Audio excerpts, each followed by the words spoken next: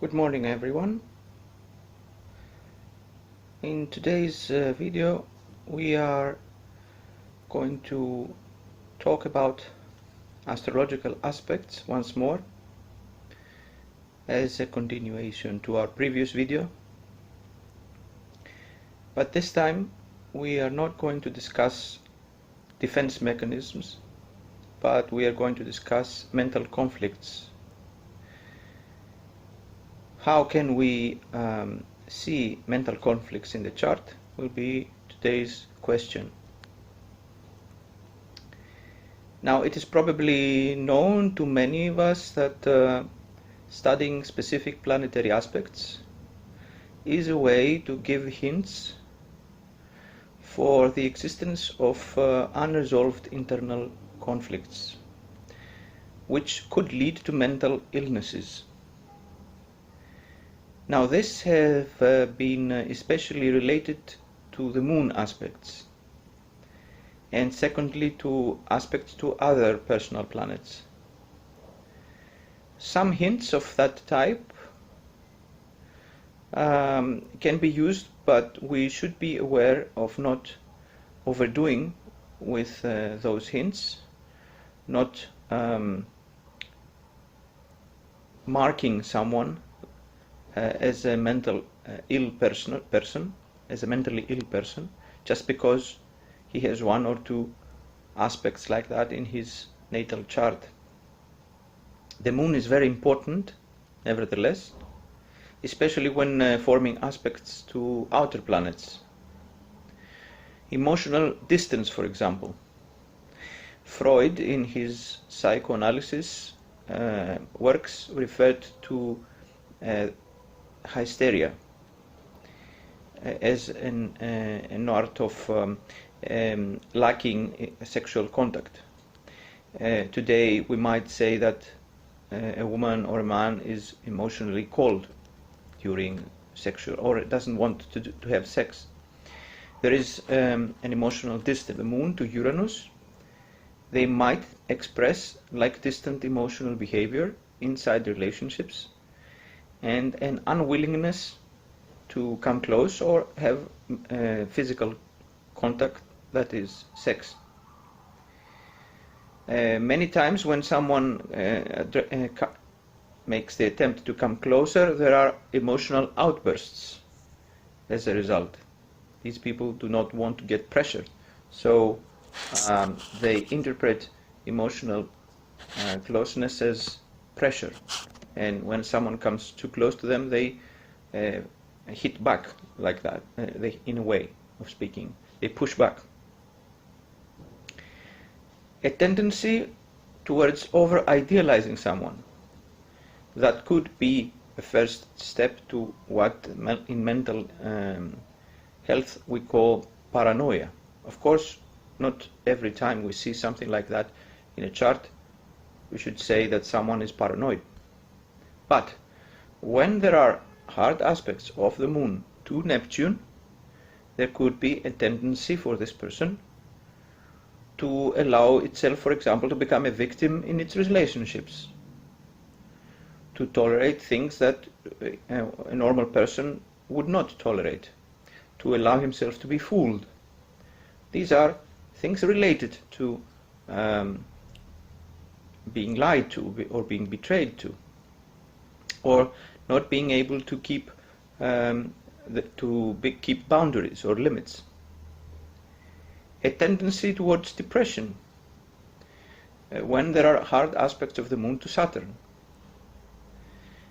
The people who have such an aspect sometimes are full of sorrow and they seem to have given up on everything, but some other times they work too hard. This is also another form of depression. They might work too hard trying to prove something, which they will never really succeed in doing, because parents, for example, could have put goals too far high, and the person with a hard aspect of the moon to Saturn will never be able to fulfill those high goals set by the parents or by the society. So the person might work too hard, which is one form of depression, or quit his goals on the other hand, because he believes that he will never succeed in them. The person feels he can only get loved if he is a winner, if he succeeds. But sometimes the effort is too hard for him and he gives up trying.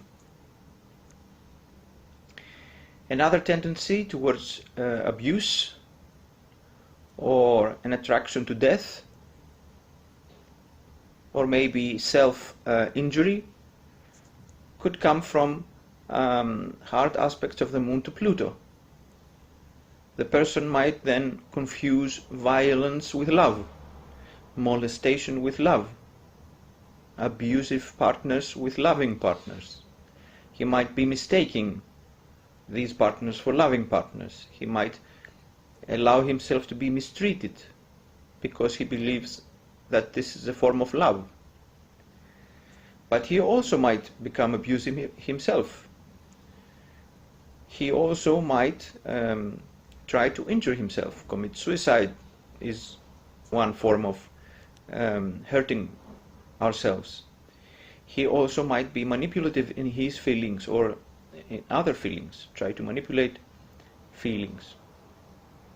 If the moon now has hard aspects to Jupiter and Saturn simultaneously, for example, if we have a T-square where the moon is on the top and the two corners of the two edges of the T-square are occupied by Saturn and Jupiter, it is possible, not always, but it is possible to have a bipolar behavior or a bipolar disorder, a manic depression. Sometimes the person is overly optimistic, and some other times he is extremely pessimistic. Now a T-square is more serious than a single aspect, so when we see such a T-square, the astrologer should be more aware that this client might need help from a professional psychologist, for example. The life of these persons is a constant series of ups and downs, successes and failures in professional and emotional issues. And many times they believe this is how life is. They don't realize that other people don't live their lives like that. Now, a salvation could come if the moon forms a trine to another, third planet, not the two that participate in the T-square. This gives a way out to feelings, a more creative way out. He might be writing, he might be dreaming if the trine is to Neptune, he might be exercising, being an athlete if it is a trine to Mars, etc. This trine could indicate a hobby which acts like therapy, or a friend. It might be Jupiter trying to, not this in this case because we have Jupiter and Saturn in the T-square, but it could be a friend, or it could be a doctor, an important person who helps, gives advice to the person to how to deal with this T-square. Now, the orb in the degrees of the planet could also indicate a repeated cycle of manifestation in these aspects, in these aspect patterns. For example, if we take a look in Marilyn Monroe's natal chart, Jupiter and Saturn have a 3-degree orb between them. This is a timing factor, actually. This could mean that a transiting planet or a progressive moon can stimulate both angles of the T-square, Jupiter and Saturn, with a distance, with a timing distance of 3. It could be 3 months, 3 days, 3 years, depending on the speed of the planets. So, for example, a progressive moon can form an exact aspect with the first planet, and after 3 months having an exact aspect to the other planet. This creates the impression of a scheme, of a pattern in the behavior of the person, and also the person experiences a pattern in his experiences from the environment or in his emotional situation. And because this thing repeats itself every time with the next progressive moon aspect or with the next transit, the person thinks that this is the reality. The simulation is repeated,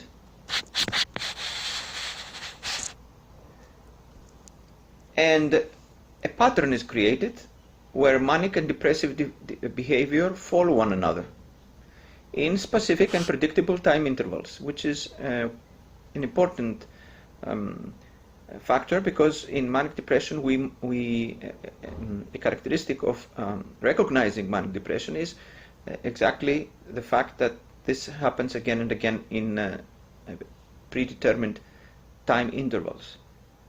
This could help forecast the next episode, for example, in a manic depressive behavior. Now, these are indications, as we said, we shouldn't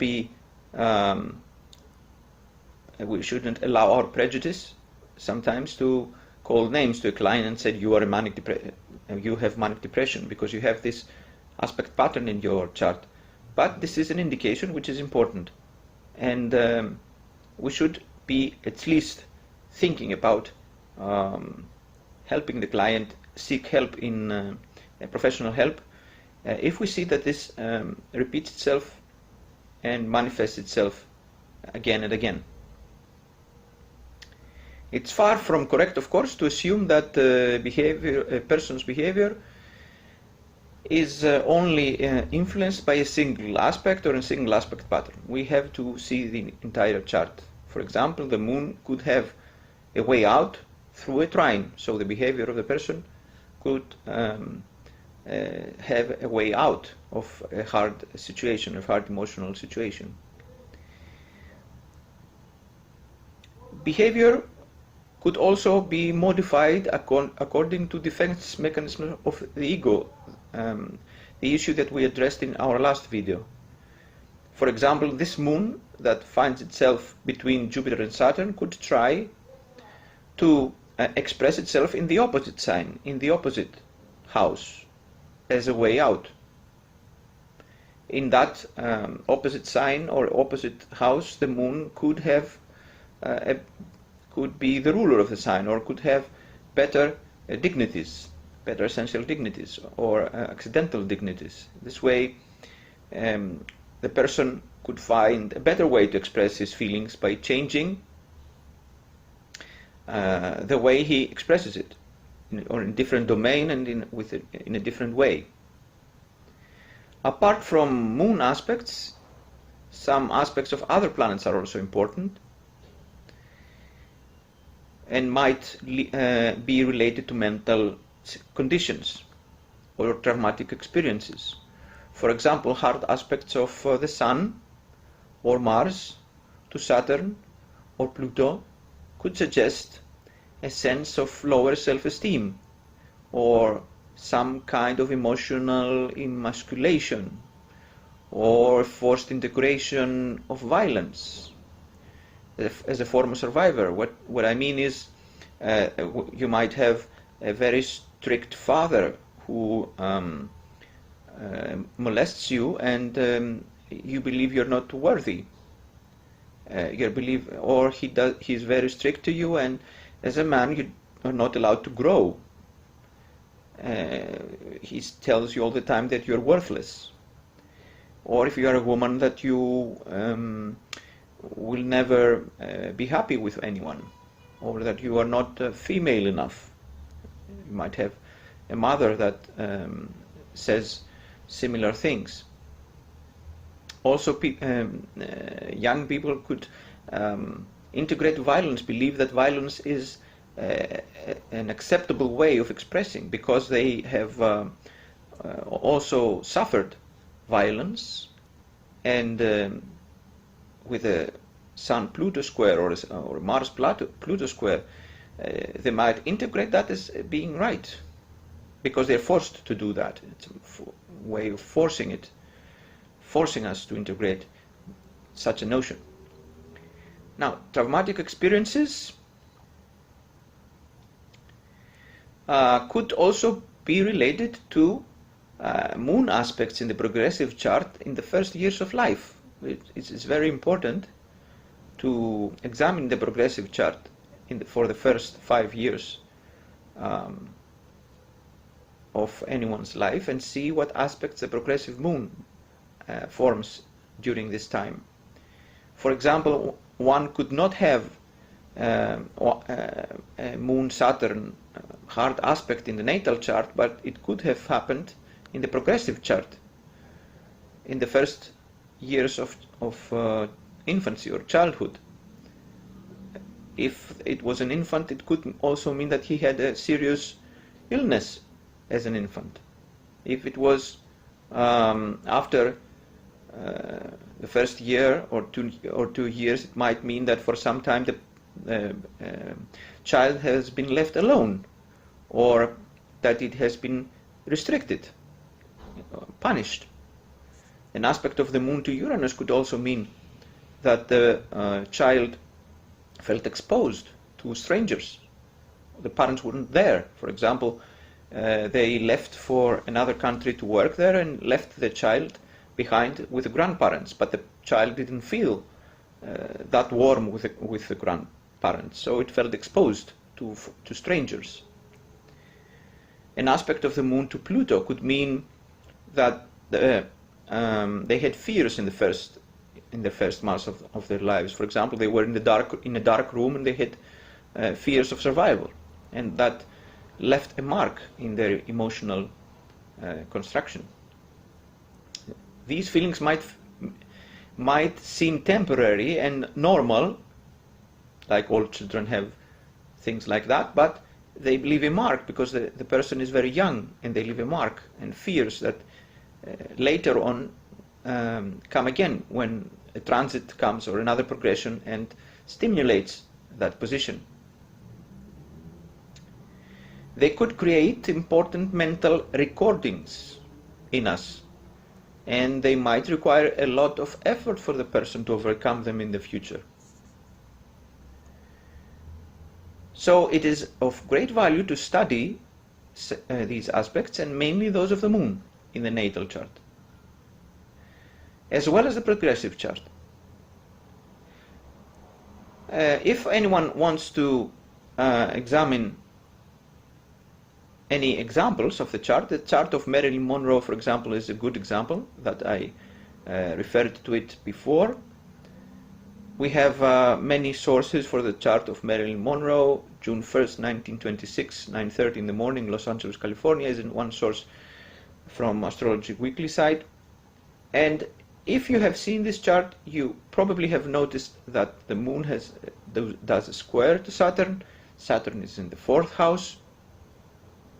Now these are indications of a difficult childhood, and this is also a repeated issue because the moon is indicator for family, does a square to Saturn, but Saturn is in the 4th house as well.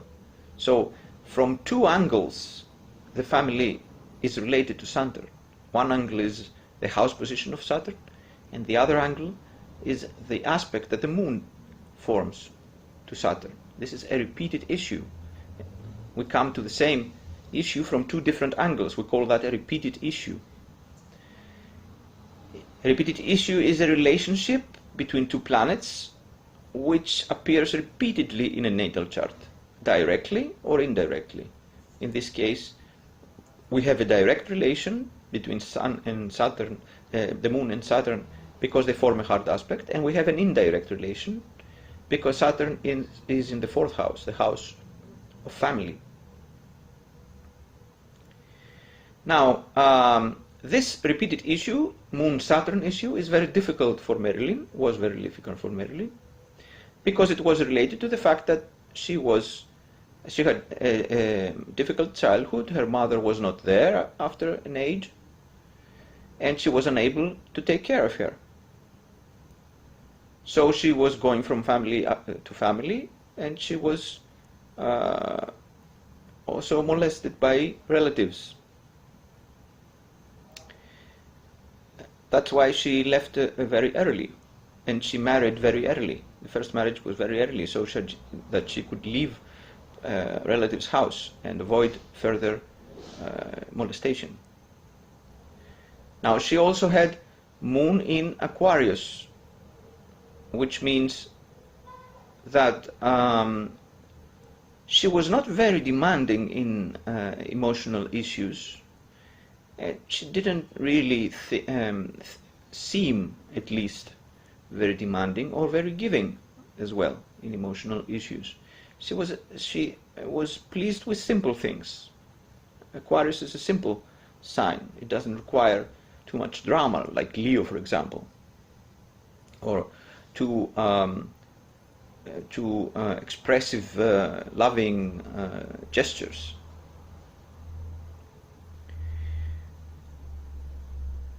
So, but because the moon is in Aquarius also has good intentions toward others. It approaches others with good intentions. But the square to Saturn, where Saturn was in Scorpio, instilled in Marilyn the notion of suspicion. She was suspicious of others and of their good intentions.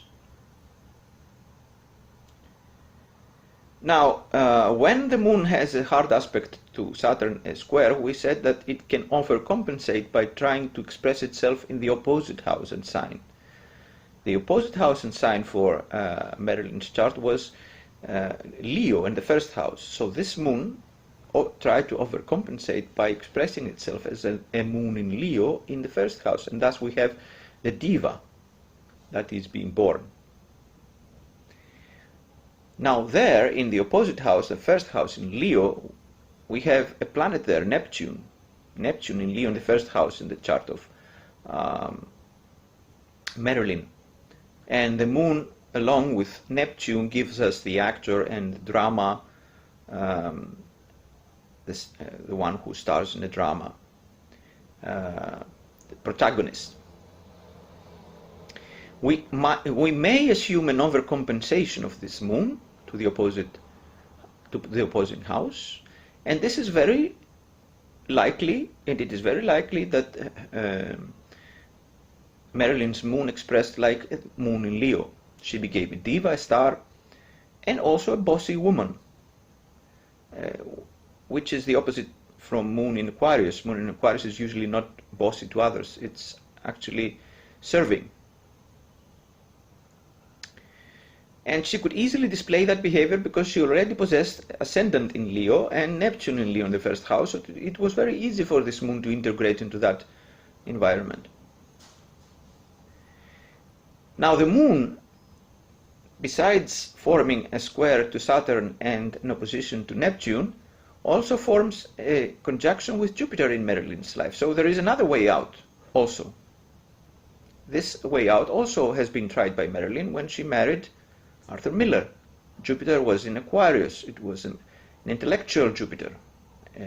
It's a moon that seeks safety in close to someone who is intellectual.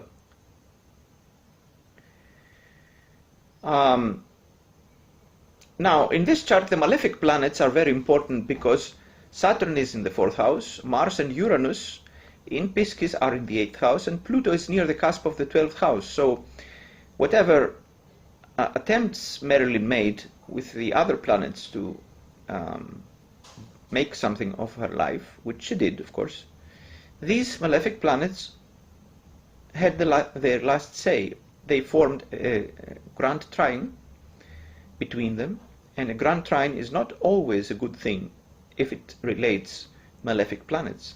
It might mean that there are malefic influences in the chart that are not hindered, that there is nothing to stop them, that they are easy to express. This is a general notion. For example, the Second World War started with a grand trine because there was no one there to stop Hitler. Okay, the grand trine is not always a good thing. We should always take a look at what planets it relates. A trine of Mars to Pluto might encourage violence, for example. There is no one there to stop it. A square to Saturn might mean that there is someone to stop violence. Now,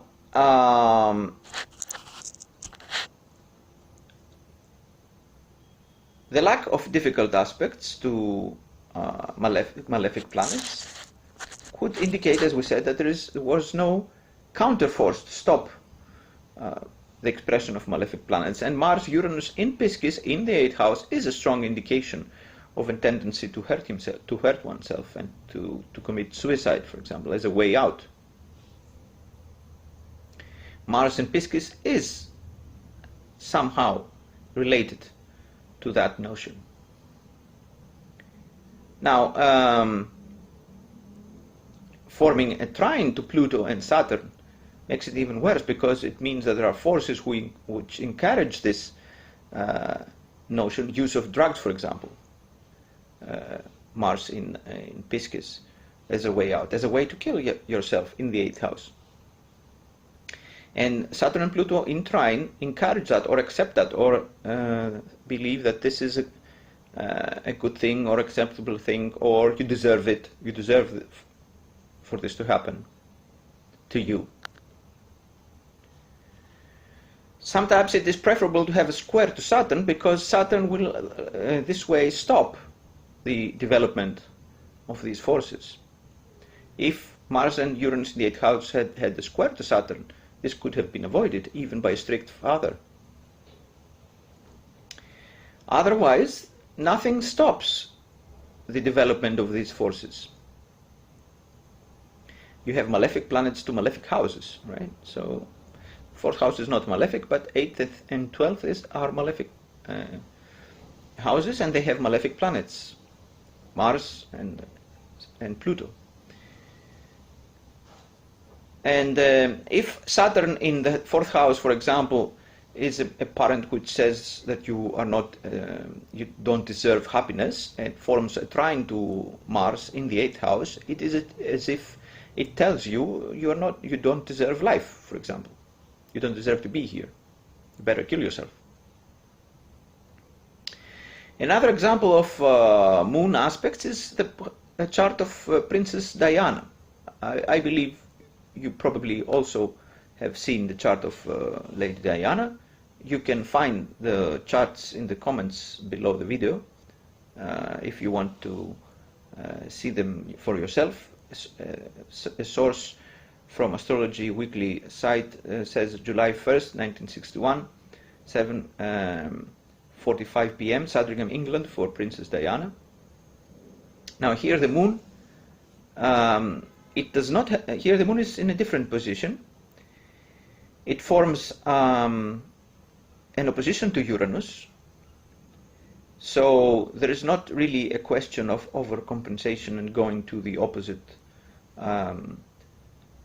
house, because Uranus is in the 8th house, a house position for the moon that is not very good. The moon probably prefers to stay in the 2nd house, where it is in the natal chart of Princess Diana. And it also forms a square to Venus, which is not very hard. And so the reason for overcompensation is not really that pressing. Okay, there's no pressing reason for doing that. Now,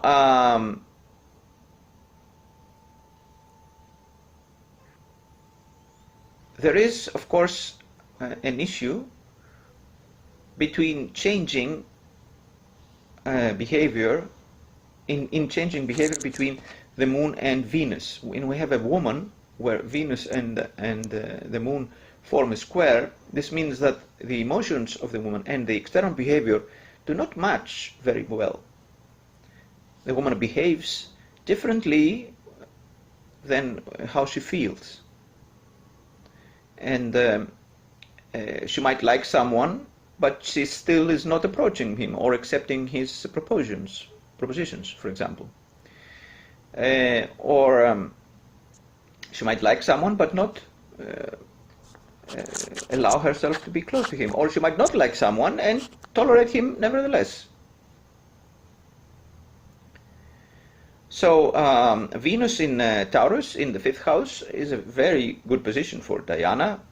She was beautiful, she was loving, she was hanging out with artists, she had good taste, she was dressing well, she loved her children. Quite many things that we knew about Diana come from this Venus in Taurus in the 5th house, which also in Hellenistic astrology is in its joy, right? This is an extra thing to consider. Now, the moon, on the other hand, shows that there is instability, emotional instability, because it forms an opposition to Uranus. So we come to the first notion, emotional distance or hysteria, or not having sex, or not wanting someone to be very close, which is a notion from Diana that we are not very accustomed with, but it might be true. That she actually had a problem bonding emotionally. She preferred not very deep relationships. She preferred relationships that were not very much demanding emotionally. And she also had emotional outbursts.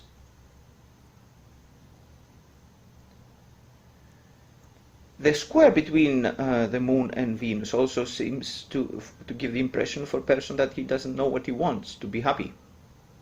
He doesn't know what he wants, or what she wants. Now, the moon in hard aspect to Uranus also is a very stressful indicator in the chart. She was full of emotional stress. And she also risked very much.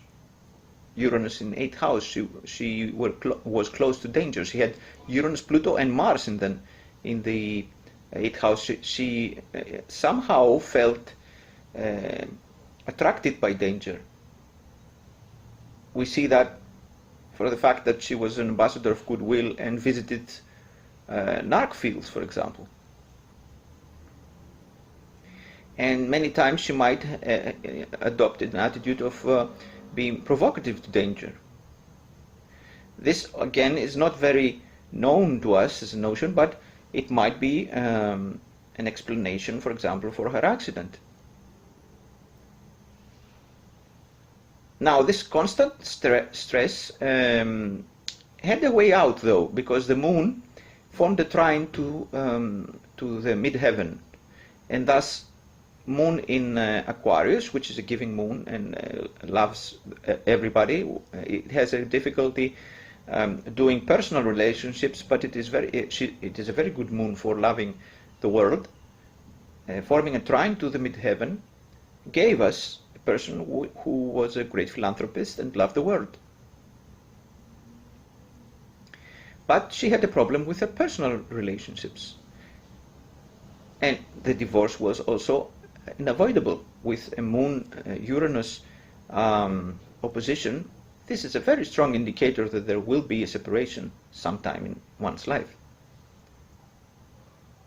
Now, if you take into account that the moon is also the ruler in this chart of the 8th house, and that Uranus is positioned inside it, we have Uranus in the 8th house forming an aspect to the ruler of the house, which makes it even stronger and might relate this aspect to her own death. So Uranian energy is very strong in Lady Diana's chart. Now, with this I conclude this reference to mental conflicts and how we can relate them to astrological aspects in the chart. If you have any comments about this video or the analysis of the two charts that I used as an example, please write your comments below the video. Thank you very much.